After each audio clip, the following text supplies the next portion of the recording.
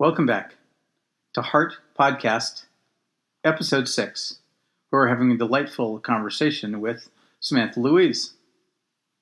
This is, I think, Episode 6 of the Heart Podcast, and I have Samantha here who is, and do you go by Samantha or Samantha Louise? Samantha. Louise is my middle name. Ah, okay. Yes. So that's my business brand. Your I go by business brand. Samantha. Yes. Okay, just Samantha. Great. Mhm. And we had an interesting conversation before this that really piqued my curiosity. So, in your words, can you explain more about kind of your mission right now? What it is you're doing? Yes. My mission is to help girls and women cultivate natural born leadership, I right? love that. So getting out of the antiquated leadership models that are determining and dictating and controlling how you're allowed to show up as a leader, and instead saying, if you have a passion to make a change in the world, then there you go, Cool. you're a leader. Let's Awesome. learn how to harness that and do something about it. The follow on to that has to be, okay, how did you get to this place? What's the backstory? Yeah, that's a great question. And I grew up in the Midwest on a farm outside of a really small town. And like growing up, I had lots of opportunities to like be in whatever activities I wanted to be in. So arts, athletics, academics, I got to succeed in all of them because I had great supports for everything.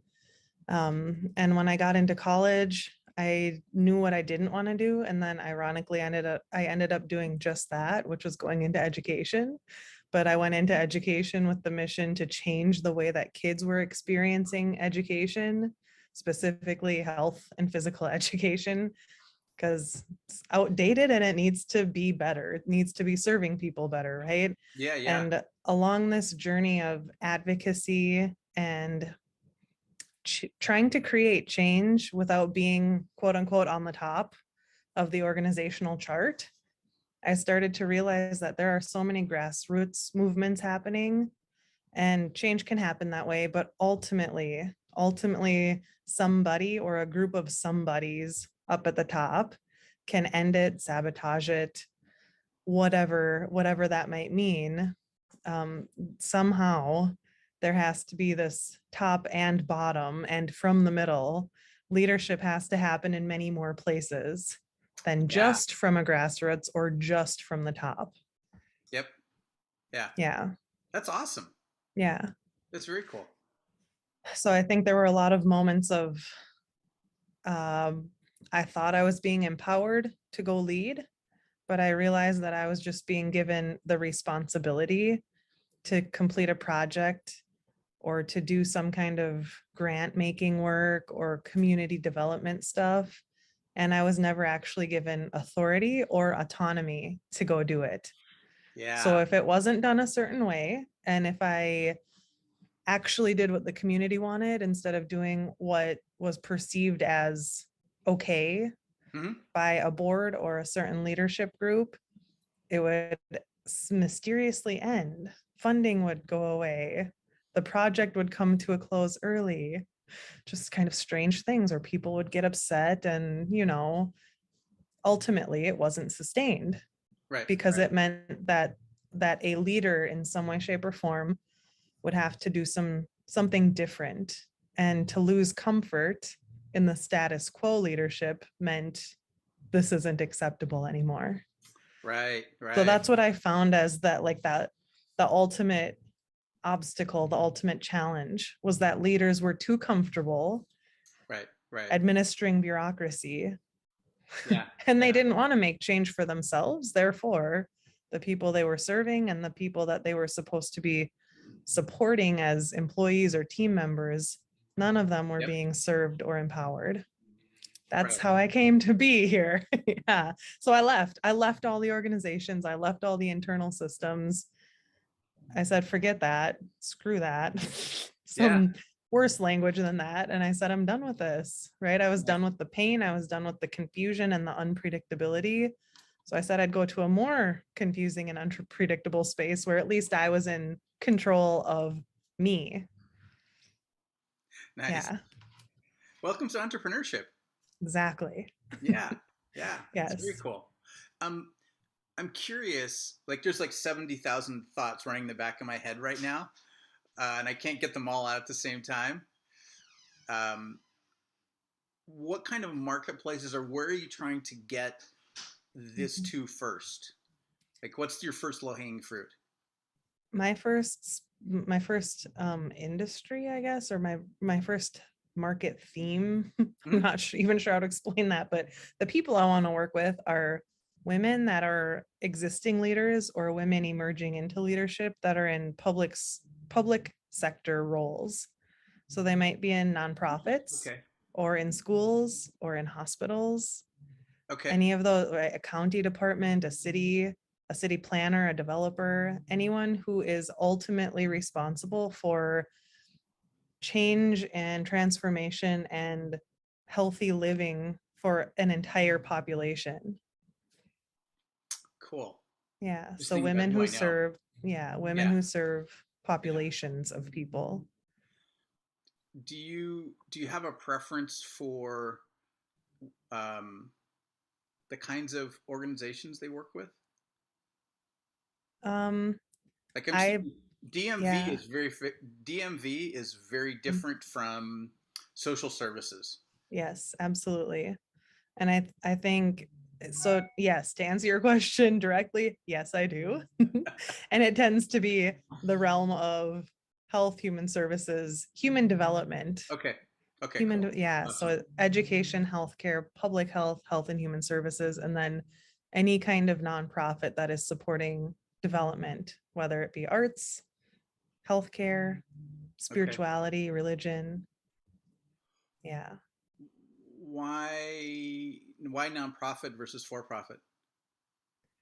Um, because I believe that business is done a little bit differently in the nonprofit sector. And another one of my passions as I've gone along in my journey is understanding unique ways that we can start shifting nonprofit models out of this old school charity mindset into a space where you can become a social innovator.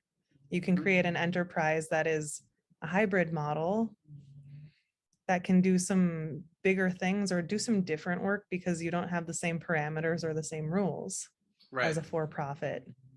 Right. So I see them positioned differently to lead the way that we serve people. Right. Okay. That totally Mhm. makes sense. Um, have you read "Let My People Go Surfing"?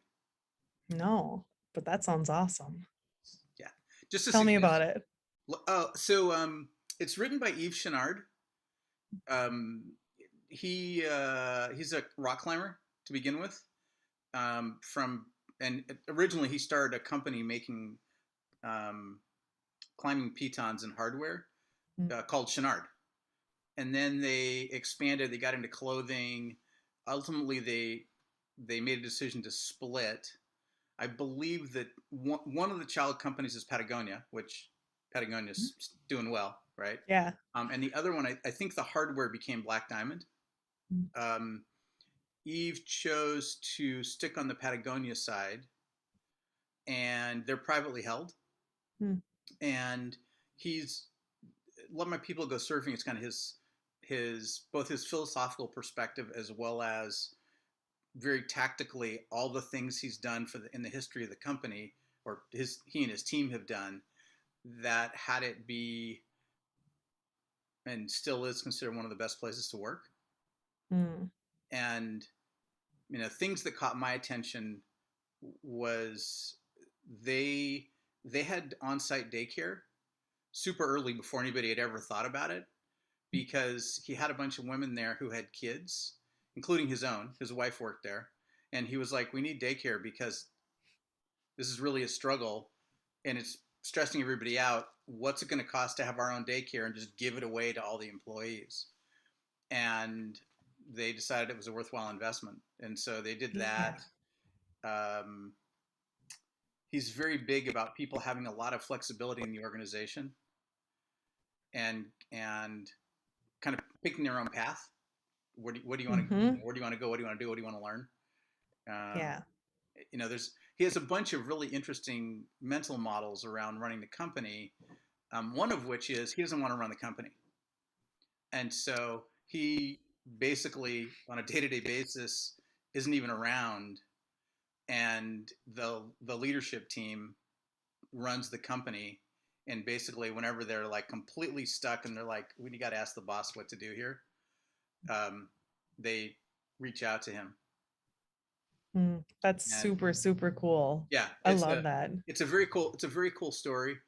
Much of his leadership is female, also, so it's quite interesting organization. Hmm. Um, I'm trying to think what other ones. What did I? One of my favorites is called The Power of Unreasonable People. Yeah, And it's along the same lines, right? To make a simple solution, create simple solutions that make a huge impact, yeah, yeah, all the while looking at yeah. your team or your collaborators as the leaders. Right, right. I got to Yes. write that down because I like that title. Yeah, that's one of my favorites. And that's where I started to learn that nonprofit work can be done differently. And you can run a nonprofit, but set it up as a for profit business structure Right. or a social innovation kind of hub, right? So, Yeah, yeah. yeah. Very cool. That's awesome. Oh, another one is it's figure out. Everything is figure outable. I haven't heard of that one either. It's everything is figure outable. I think it's Marie Forley Okay. who wrote It it. sounds cool. Yeah, it's a really good book. And then I also really enjoyed Wolfpack. Hmm. And I should remember the name of the author. She's a pro soccer player. She's been around for a long time. She's got like every award you could ever possibly get as a soccer player. But she's really big on her thing is it's not about her, it's about the team. Hmm. And she's like, yeah, yeah, I might have gotten awards, but the team won. And I wouldn't have, like, I couldn't have been successful if it wasn't for the team. Hmm. That's another really good book because I'm a huge fan of servant leadership. Yes. And so I really like that that model of we win because the team wins. Hmm. Yeah. That's beautiful. And I think that when we had first met and connected in a networking event, Mm-hmm. that's the concept that I picked up on from you. Um, and the element of how do we bring it to the next generation? How do we cultivate it Right. Right. sooner than Yeah. later in life and help Yeah. kids really, really develop these skills Yeah. and realize that you can lead differently. You can lead as your authentic self. Right. Right. And you can do it without a title is the other part. I Yes. think that's one of the things that I learned um, accidentally without, yeah, I just, I never assumed growing up that I had to have a title to make change happen. Mm. And for whatever reason, nobody, or if they did, I ignored it. Um, people didn't say you can't do that because you're not the boss. Like I just, I don't remember getting that. And one of the companies that I worked at when I was in college, the management was very clear that they wanted us to be thinking about how to make the rest of the team successful. Mhm. And that was how you got promoted, was by making the rest of the team successful. And I was like, oh well, okay, that's easy. I can totally make this work for me. So I'm all in on that game. Yeah, that's super cool. That's awesome. What are some of the struggles that you think or that you've seen in those kinds of organizations? Like, what are common things that someone who works in one of those orgs could hear you talk about it and go, "That's me. That's me." You know? I think first of all is this idea of loving the problem, right? So Mm, in organizations, especially if they're government based, because there isn't, or if you're tenured and you have some kind of system where there isn't really a check and balance of I'm making a difference, I'm making an impact, where it's really easy and accepted to love the problem and intellectualize and just go over and over and over about what's going on in the world and how is that adversely impacting me, and then I can't do my job to the fullest because of these external circumstances. So I Mm. think the love of the problem leads into, in some ways, a sense of apathy, because energy and resilience does get worn down when there's that devaluing kind of culture, but also the sense of victimhood then. So it's Ooh, almost like this twofold woe is me. I can't get out of this because no one outside of me cares about me, instead of saying, no, I am making a difference. right, right, Yes, I can do this. It doesn't matter what the world thinks of me, which is like that entrepreneurial mindset, right? right, right, It doesn't matter what everyone thinks. I still know what I'm doing and what I'm here for. right, right.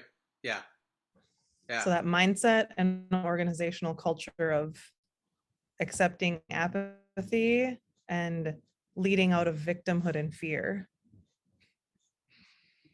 It's really interesting. Yeah, I Mhm. the victim thing is something that it always bugs me. Like it's just really like, but you have, like you have all the potential in the world. Like you just have to Yeah. be willing to be uncomfortable for a few minutes, and Yeah. you know, and maybe it's more than a few minutes, but it's so Mhm. worth it. Yeah, Yes. yeah. Yes. So it's so worth it. So Yeah. when you're working with people, Mm. organizations, whatever, what's the methodology? I use something called biocognitive ethnography. Yeah, I'm not going to say So that.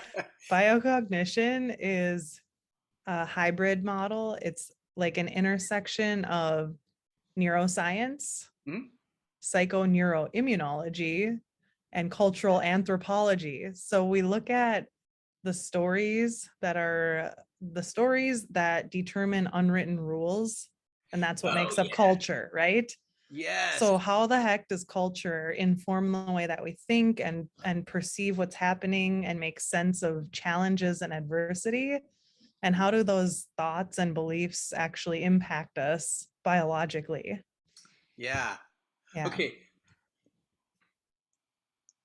give me the big words again, because I might actually steal one of those and use it in the future. I'm like, Yes.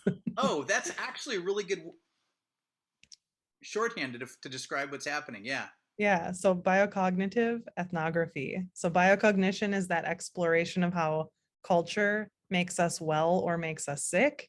And then right. ethnography is that process of actually defining and describing and solving the cultural themes, the cultural components that are dictating what's going on. Right, right. Okay. Hmm.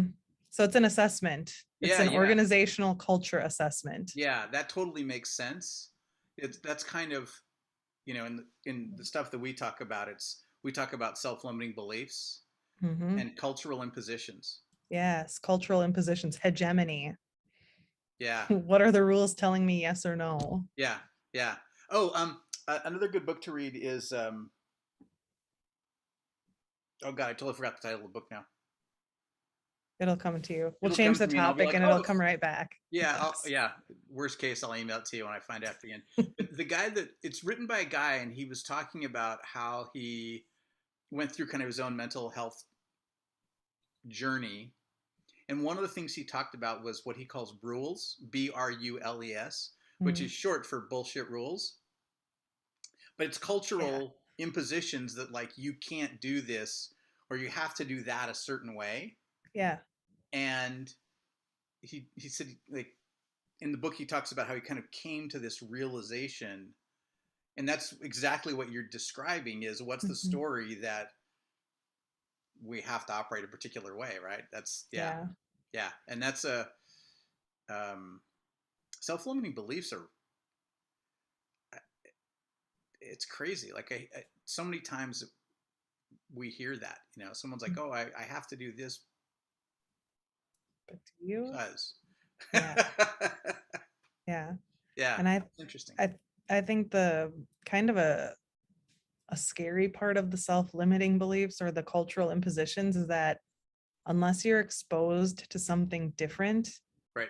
you don't know there's an alternative, right? The rule is the rule, and you don't, it's unconsciously and subconsciously programmed to the point where Yeah. That's just the truth. You don't, there is nothing else other than that. So it leads us to the question then, when you're leading culture change or organizational transformation, how do you introduce change in a way that is comfortable and safe for people so that it's more Yeah. than just, as people would say, the flavor of the month Right. Right.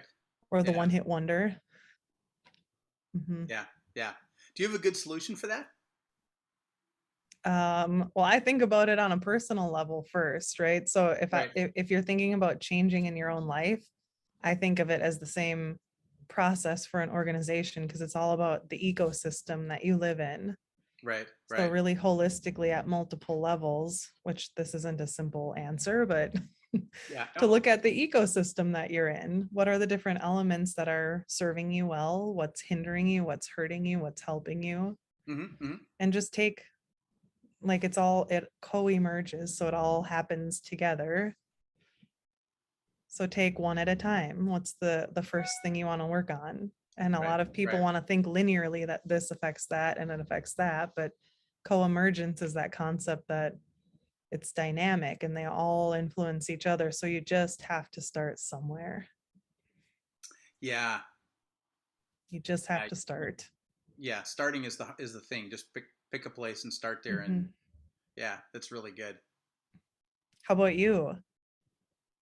What? How do you create change and make it a lot? Yeah, how do you create change or inspire change in a way that is Yeah. safe and comfortable for people? So this isn't necessarily politically correct, Mhm. but um, sorry. Yeah. I like that. That's good. Keep going. This part we might cut out of the video later on. I don't That's know. okay. Yeah, but I I think safety's overrated, Mm, and um, you know we can't make everything perfectly safe for everybody all the time. mm, Um, and so we have to instead it's how do you make people more resilient and more mm. curious and um, more anti-fragile. By the way, have you read That's cool. Anti-Fragile? No, but that sounds lovely. Yeah, Anti-Fragile is a really good book by Nicholas Taleb. Mm. You can add that to your list of Yes. books to read. Sorry, I read a lot, um, but I think that's really the goal is to have people be more anti-fragile Hmm. and to have composure, so that when stuff goes sideways, they don't freak out. They're like, oh, okay, there's a problem, and I gotta do something. It's kind of like it's the paramedics mentality, Yeah. right? First responder mentality. Hmm. You got to go take care of a problem. You've got the training. You can go. You can go handle it. Mm, And for me, often it's kind of the process is where's the struggle? Where's something that's uncomfortable, that's hard, that I'm afraid of, that someone mm. else is afraid of, whatever it is, right? What's that? What's that hot button? And then um, what is their desire in that place? And what is the self-limiting belief that's in between their desire and their achievement? Mm. And figuring out how to give them, to the point you made a minute ago, to give them an opposite perspective, Yeah. right? Where they can see a possibility and be like, oh, I never really recognized people could do that, Yeah. right?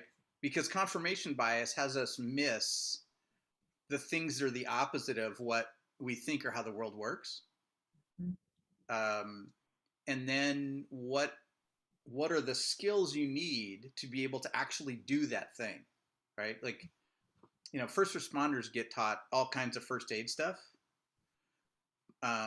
so that when they show up on a scene, they have skills to do things, right? They're not just like, you know, random person goes and hops into an ambulance and drives away, right? That might not work so well, right? I've never heard of CPR before. What is that, right? That's not a good thing. And so you have to have the skills to back up your mental resilience in a Mhm. given context. so that you can do something, right? And you go, okay, Yes. how do I help? How do I contribute to the solution of this problem? Mm. Yeah, Absolutely. Yeah, that's awesome. but it always starts with being uncomfortable to Yeah. me, and that's why safety for me is such a.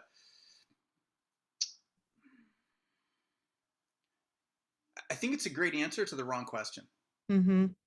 and I think that culturally, right now, the folks that are the most resilient and the most anti-fragile are the ones that are least concerned with safety. Mm-hmm. And And comfort and what's yeah. that? The least concerned with safety and comfort and normalcy or Right, right. constancy. Yeah, Yeah. and they're willing to push the boundaries of whatever in pursuit of the things that they're trying to change in the world. Mm-hmm. And they take in new data also because they're always curious. They're like, oh, what's Yes. this is I've been looking at this at the data this way, but now there's something different. Mm-hmm. Oh, how do I what do I change? What's the adjustment based on that? Yeah. Yeah. This is also making me think about the value of being direct also. Like you can be compassionate, but you can be Mhm. direct with people and start to set. I had someone just the other day talking about like sometimes polarizing is okay Right, because right. it helps people identify whether or not they fit into a culture, whether or not they a process fits their belief systems and their life, Yeah, yeah. right? So to say everything always has to be this kind of ambiguous safe zone makes it actually less safe for everyone involved because there are no boundaries, there are no direct lines, there is no communication that says yes or no, and you Yeah, can't make decisions in that space. exactly. Yeah, yeah. And yeah, that's totally true. Yeah, Hmm. it kind of part of what I'm hearing here is this, and it kind of goes back to getting women to be leaders, right? Back to your Yeah. initial thing is leadership is as part of the leader's role is to make decisions Yes. and to drive change. And if you have this amorphous thing that's kind of a group think, then those decisions, which might be uncomfortable, never happen. Hmm. You don't go and say, okay, we are going east. Yeah. What we're doing, right? Or we're going to launch the iPod or whatever it happens to be. Hmm. Yeah, Yeah. And if you don't like those things, then leave. If you love them, then you're on board fully yeah, yeah. instead of back and forth on the fence. Right, right. And I continue to meet young women. I mean, women of all ages that are in leadership, but especially women that are millennials Hmm. and younger girls saying that they identify, they want to be a leader, they want to make a change. Right. And because of a lot of this chaos and confusion and the lack of ability to directly state who they are, what they want, the the mental health issues, the identity crisis, Yep, yep. the like fear paralysis because you really can't show up authentically, even though that's what everyone's talking about. Right, right. But it's not really the culture, it's that superficial facade saying we accept everyone, but you still know the cultural rules are saying I'm not accepted, I'm not okay. So I'm finding a really weird and kind of Yeah, frightening dynamic that way also with young women trying to break the mold, but they can't because they're not accepted one place. They're also not accepted another place. right, So they're right. frozen. Yeah, that's interesting. Um, I'm thinking about when that's happened in my career. Hmm. And I've worked at nonprofits and at for profits, definitely more for profits. But I've had bad leadership where they didn't want to make a decision because they didn't want to take a risk Yeah. in whatever way that meant, and they didn't want me to do anything that might make them uncomfortable. Hmm. Um, and so there was no right place for me to go. No matter what Yes. I did, I was wrong. So you spin Yeah, and or that you was wrong too. freeze or you Right. freeze. Yeah, Yes. it really sucked. Hmm. Um, and what I learned I mean, what I've learned later. I mean, in the moment, I quit. I actually left that company um, because I tried for a while to figure out how to make it work, and I just couldn't. Mm-hmm. And I couldn't figure out a path forward. And so I was like, okay, and back to mental health. Yeah, I can't do this. At other companies, what I learned was how to communicate up the org chart Mm-hmm. to help my leadership, the executives, understand what was driving my mental models and why I thought we should go a particular direction. And being able to present that in such a way that even though it was completely not what they had originally thought, because of the data, they were like, "Oh, I didn't know that. I had no idea." Okay, yeah, let's go for it. Mm-hmm. Let's do that. Yes. And that, one of the things that I've learned along the way is that's an unusual skill set. Mm-hmm. Most people won't um, do the work to figure out the data that other people need to hear to shift their perspective, Yeah. and that's a challenge. Yeah. Yeah, Data instead of opinion makes a huge difference, doesn't it? it does, Instead of and I also, think, yeah, yeah, yeah, and how you present it, also the yeah. structure. Oh, here's another book for you to read.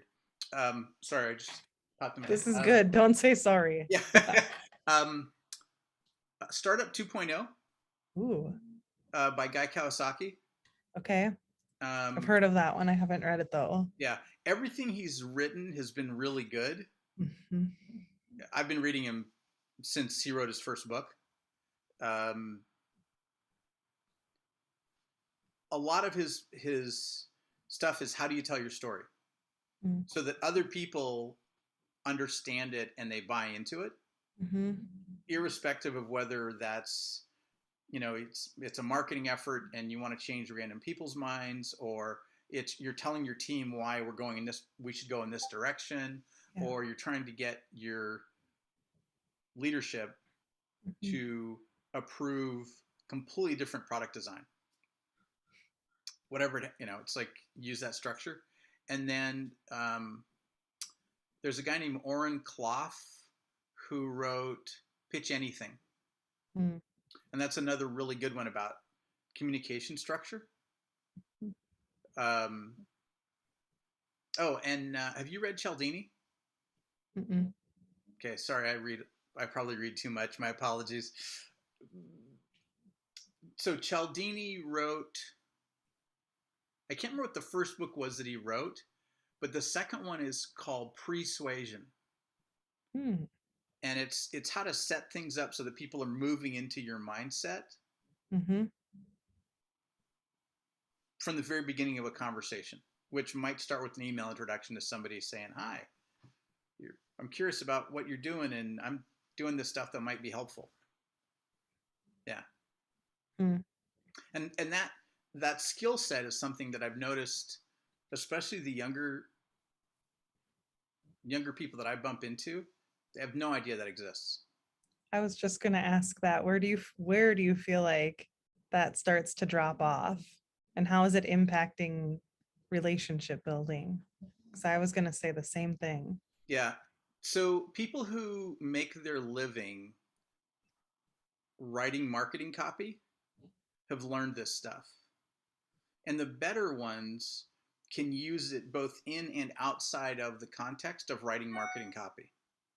And they've learned how to adapt their communication across the board with their executives, with their clients, with their partner, with their kids, with their parents when they walk into the car repair shop.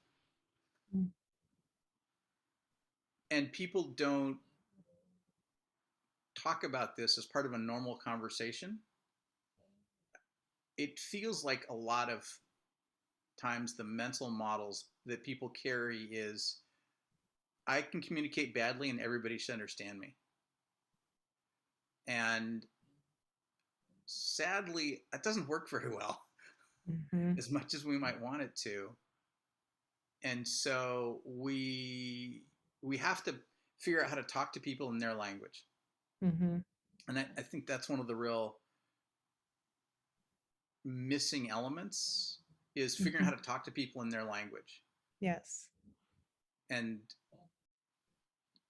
whether it's a foreign language like Portuguese, um, or it's the way that they think of success metrics, Mm-hmm. either way, you've got to put it into their context.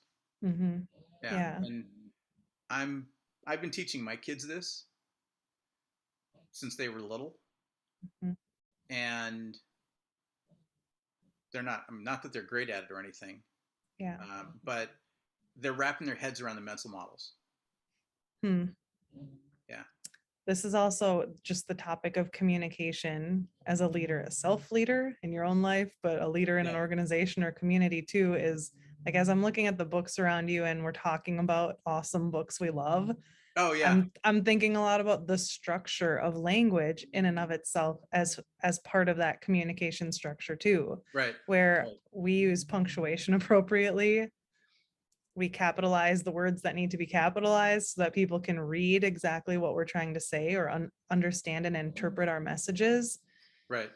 So I'm also noticing that as a breakdown of communication as well. And even to be introduced to another person and the structure of a note, a letter, an email, a text message, depending on how it's laid out and spaced and punctuated and everything, makes a complete difference in the handoff, Mm-hmm. the warm handoff to meet a new person, or the Exactly. professionalism and the follow up of a task that you might be performing. Right. So Right. I think there's a decay in linguistics also that's really making leadership less effective. Yeah. Yeah. And that means that for the folks that do learn those skills, they have an opportunity. Yes, Right. That absolutely. if you have those skills, you're building those skills, it gives you an unfair advantage, and people will pay attention to you more Mm-hmm. than people who don't have those communication skills. Yeah, you become an outlier immediately. Right. Yeah. Win. Yes. Mm-hmm. Yeah. Yeah. Mm. Um, have you read Scott Adams' book on how to fail at nearly everything and still Mm-mm. succeed? No. Okay, that's another really good book. What we're talking about here is something he talks about skill stacking, Yes. and it's the idea that if you want to be the best in the world at one thing, it takes a huge amount of time to get to that level. Like Mm-hmm. to be as good a basketball player as Michael Jordan or Steph Curry, you're going to have to put a lot of time and effort into that. Mm-hmm. But if you want to be as good as say the guys on Dude Perfect, it's actually a much lower level of effort because those guys are combining skills together, Yes. and so they're not as good as Steph or as Michael was, but they also have a bunch of other skills they've tied. Like they're great with ping pong balls and frisbees and Nerf balls and fishing rods and all these other things, tennis balls, Yes. um, that those other people don't ever touch. And so when you can stack all those skills together, it makes you unique Mm-hmm. and able to do things that other people are like, I can't do that. And, Yes. and so the communication ability is a really good standout from a leadership perspective because once you take a leadership role, your job is more about getting the team to be successful in the whatever's moving forward and less about doing the actual work. Mm-hmm. And so being able to be a great communicator in that place is actually one of the key elements that I've seen. Mm. Yeah. You're going to become an English teacher. I would have been. Yes. I actually grew up with a great grandmother who was a college English professor, like back when women weren't professors. And then, uh, Wow. yeah, another grandma that was a librarian and another one that was also an educator. So I've got literacy and education like in my bloodline. Yeah. So I just am fascinated by the symbols, how language is a Mm-hmm. symbol. Yep. Yep. and how ancient that is for humans in communication, Yeah, yeah, and yeah. undervalued and misunderstood a lot of times. Right, right. Yeah. Yeah, it's a little bit of a. I think it's a little bit of a mystery for most people Hmm. because it's not something that either our parents, for most of us, although you are unusual, um, for most of Correct. us, like my parents didn't talk about that really Hmm. beyond here's the alphabet and learn how to read, but also the value of structured communications and Hmm. how do you persuade somebody to, Hmm. to go in a given direction, Hmm. right? It's Yeah. not because otherwise it just sounds like it's your opinion. Hmm. Samantha thinks we should go do X. Okay, but why? What's the reason? Yes. Yeah. Yeah, Absolutely. yeah. Cool. Mm. Um, I'm running out of questions. What else should we know about you? Um, I'm, I guess right now, something that's really, I mean, it's been powerful for me for my whole life, but I've never really been able to articulate it until recently is exploring, um, I mean, this whole theme of culture, right? Starting to explore things in our world that we can't articulate, that we don't have language for. Hmm. And I think, again, coming back to communication structures, as leaders, developing intuition, listening to intuition, and exploring how you use that skill set Mm-hmm. with data. Like you said before, how do you take data to someone to say, we need to do this, instead of just, I know we need to do this, but because you have a feeling, the Right. gut Right. feeling drives you somewhere. Yeah. And Yeah. to not go with just that opinion, just that intuition, but how do you package that all up for an even bigger pitch, for lack of better word? You definitely want to read Startup 2.0 and Pitch Anything. Yeah, Yeah, because those two go well together. those two go well together. I'd read Startup 2.0 first. It'll give you a broader framework. Hmm. And a lot of what they talk about is bridging that gap from you've got this gut feeling and your intuition says this is where we should go to here's all the data Hmm. that actually drove my intuition, but I wasn't thinking about it consciously in the moment. Hmm. Because when our intuition fires off, it's because we've got a data set and we're doing a pattern match somehow, Yes, and exactly. right, and That's and exactly it. and depending on what data set we have and how our brain works, we may see a pattern that other people miss, Mm. and and once we can take that pattern apart a little bit and say, Mhm. okay, what are the pieces that are feeding this? What are the data points? Because then now you can put that in a presentation and say, here's You the numbers. actualize it. Right, exactly. Yeah, where Yes. anybody else can, you're making a very logical argument about it, and you start off with here's kind of the emotional perspective. Here's the Hmm. here's the problem set. Here's a possible beautiful future, and here's the math that drives how we see the problem set. Here's all the ugly cold hard facts, right? Yeah. Um, that drove your intuition, right? You were like, oh wait a Yes. minute, this stuff's too squishy and people can't wrap their heads around it. Right? That's an awesome insight. Hmm. Yeah, yeah, Yeah. it's genius. Yeah. And Um, I think just because of, as you're talking about processing, the way that we think differently, there's definitely that kind of pattern between girls, boys, men, and women. yeah. So I And, believe that's a totally unique skill set that girls and women cultivate a little bit differently, right? oh yeah, yeah. Just because of the way that we think and learn and perceive differently than men, not just because it's culturally conditioned for us to be that way, but Right, the inherent way of right. men versus women. Yeah, yeah. And there's every culture teaches Mhm.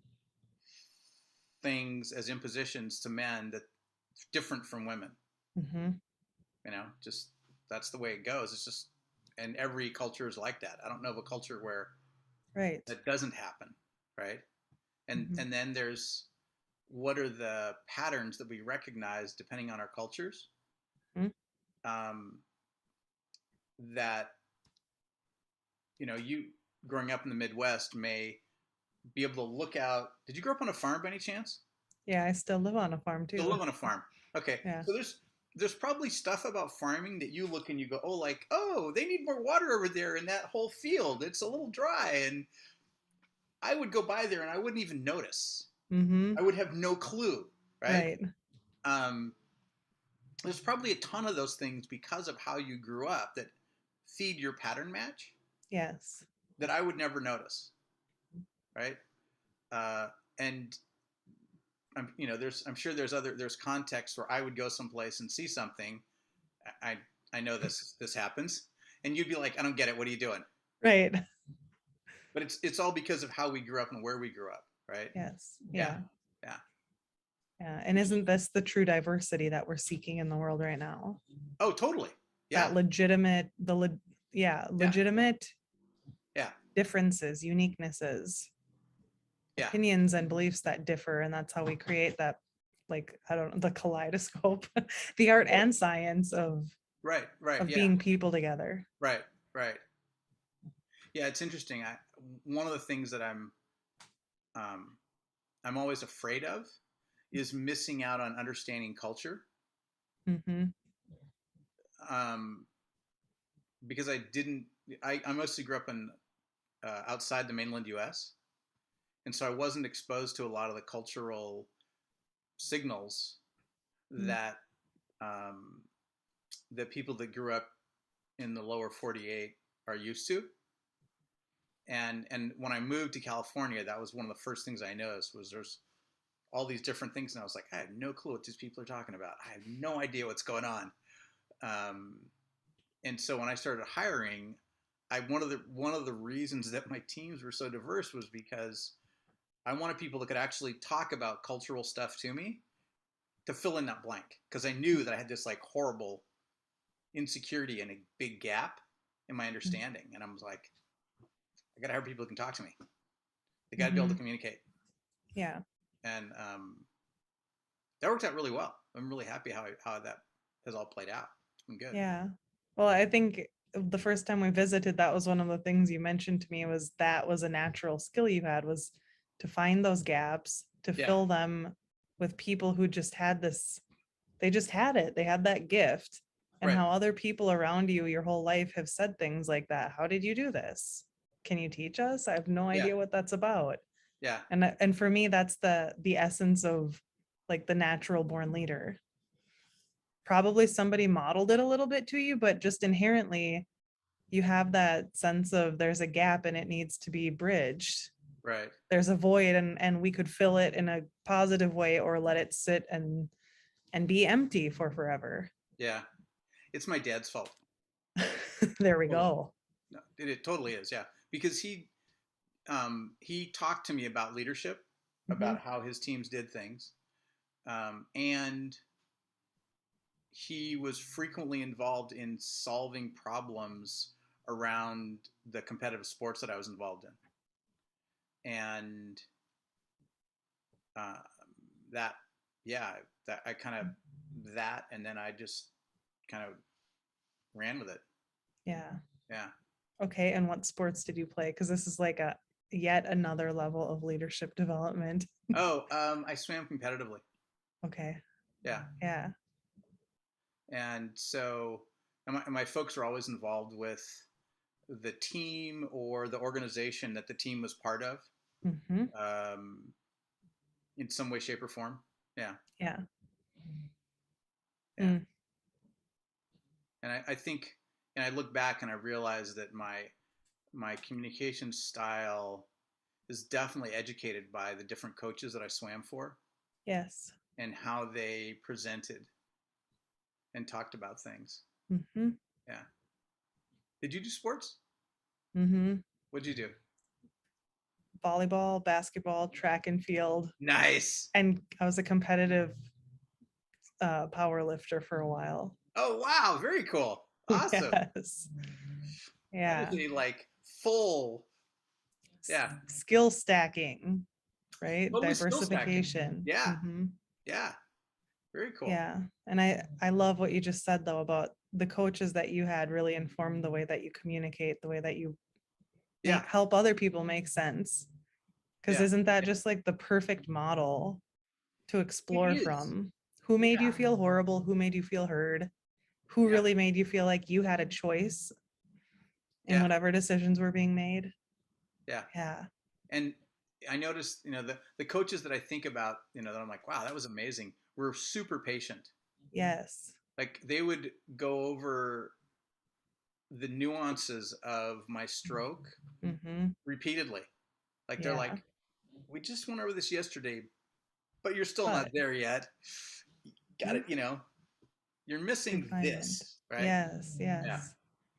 Yeah. It was good. Yeah. And I think also about that the element of patience from those coaches. I can feel that in my body also. Like when I think about my best coaches, I feel a sense of peace and a Yeah. sense of Yeah. even if I'm struggling right now, I can figure it out. We can Yeah. refine this process and get there. We can be successful. It doesn't matter how long Yeah. it's going to Yeah. take us. We will get there. Yeah. Yeah. And Mhm. that's Perseverance. perseverance and being okay with struggle. Yes. Like that's a part of the whole game, right? And sometimes enjoying it, Oh, totally. like Yeah. hard work, because Yeah. it feels Yeah. good. Yeah. I think that's one of the best workplace hacks ever, Mhm. is to figure out how to enjoy the hard work. Yeah. And then you're like, oh, I do this thing and it's fun and I get paid for it. Yes. Like that's completely the win. Yeah. Yeah. I love that. That's so cool. Yeah. That's one of my, that's my dad's fault. Mm. Yeah. Cause he, partly my mom also, but my dad talked about, figure out a way to make this fun. And my mom, I watched Mary Poppins as a kid, Mhm. and the whole spoonful of sugar thing totally works. Yes. So, Yeah. yeah. Talk about mindset and overcoming self-limiting beliefs. Yeah, exactly. Yeah. Right there. Yeah. I Yeah. love that. Yeah. I'm gonna Cool. have to put Mary Poppins into our curriculum somewhere. No kidding. Yeah. Yeah. Mhm. Because I don't think Mary Poppins plays on TV anymore. Yeah. Um, and I think that spoonful of sugar metaphor is really powerful once people wrap their heads around it. Mhm. Yeah. Yeah, and I love that it's not it could be mistaken for just think happy, be happy, and everything will be okay. Because she's the lesson in and of itself is that things are not always okay. Right. Right. But if you Yeah. add just that little bit of positivity, just that Changes the whole little game. bit of a shift, it's all, Yeah. yeah, Yeah. Yeah. then you can do it. So we've been here almost an hour. Mhm. This is awesome. Thank you. Yeah, yeah, absolutely. Anything else you want us to know? Oh, how can anybody get hold of you? And I My, will put yeah, this, whatever you tell me will end up in my show notes. okay. Yeah, my website link is samanthalouise.co. Super simple. Connect with me there or find me Okay. on social media from my website.